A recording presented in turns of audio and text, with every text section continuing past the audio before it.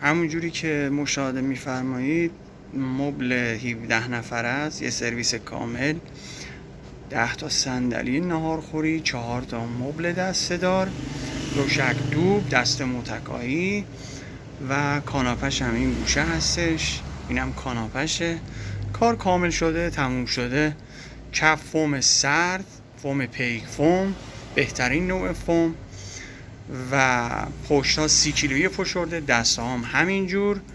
کار درجه یک. ما کارو کاور کردیم، بعد سلفون کردیم، پلی استر زدیم و کار تموم شده است که 10 تا صندلی هم بقیه‌اش هم بیرون گذاشتیم برای نمایی که به اصطلاح مشتریا بیان و بپسندن و کارو به ما ارجاع بدن. ممنون از همتون. در پناه خدا.